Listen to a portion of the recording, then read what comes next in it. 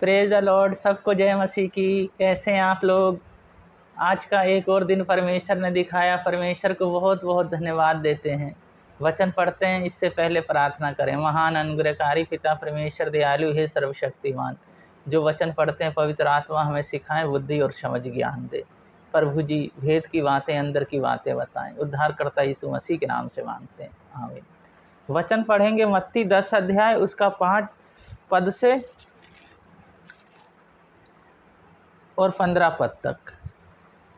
इन 12 को यीशु ने आज्ञा देकर भेजा, अन्यजातियों की ओर ना जाना, समरियों में किसी नगर में प्रवेश ना करना, परंतु इजराइल की घराने की खोई हुई भेड़ों के पास जाना और चलते चलते प्रचार करो, स्वर्ग का राज निकट आ गया है। बीमारों को चंगा करो, मरे हुए को जिलाओ, कोढ़ियों को शुद्ध करो, दुष्ट आत्माओं को निकालो। तुमने सेत में पाया है, सेत में दो।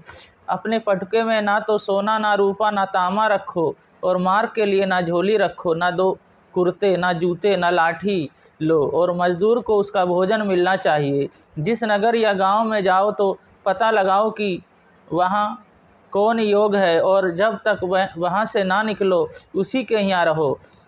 घर में प्रवेश करते हुए उसे आशीष देना। यदि उस घर के लोग योग होंगे तो तुम्हारा कल्याण उस पर पहुँचेगा, परंतु यदि वे योग ना होंगे तो तुम्हारा कल्याण तुम्हारे पास लौट आएगा। जो कोई तुम्हें ग्रहण ना करे और तुम्हारी बातें ना सुने, उस घर से या उस नगर से निकलते हुए अपने पाँव की धूल झाड़ डालो। मैं तुमसे सच कहता हूँ, न्याय के दिन उस नगर की दशा से सदोम अमोरा के देश की दशा अधिक सहन योग होगी।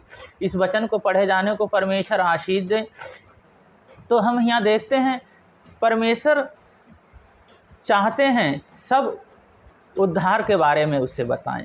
तो हम यहाँ देखते हैं यीशु मसीह ने प्रेरित लोगों को चुना, उन्हें अलग किया, और अपनी सेवकाई के लिए उन्हें जब चुना तो उन्हें भेजा।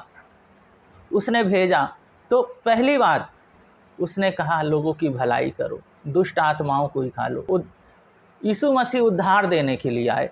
इसी तरह हम भलाई करते हैं और उनके सुसमाचार को बताते हैं। यीशु मसीह कहते हैं अन्य जातियों की ओर ना जाना। अन्य जाति कौन थे?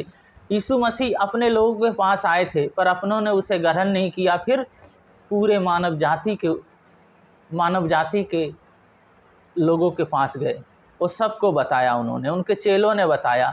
तो हम देखते हैं वो कहते हैं कोढ़ियों को शुद्ध करो, बीमारों को चंगा करो, दुष्ट आत्माओं को निकालो।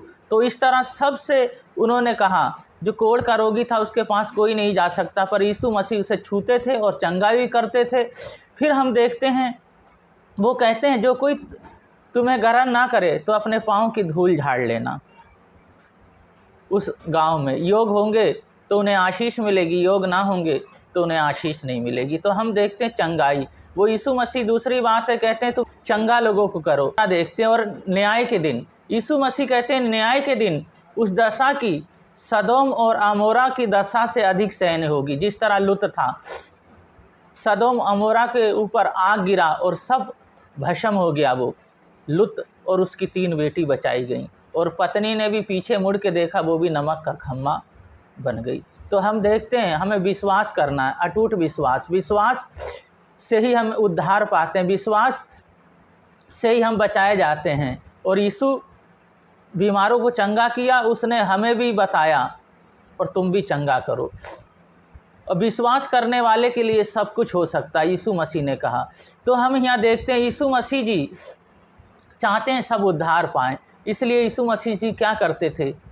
गलील में सुसमाचार सुनाते थे। तो हमारा गलील कौन सा है? हमारा गलील हमारा पड़ोस है।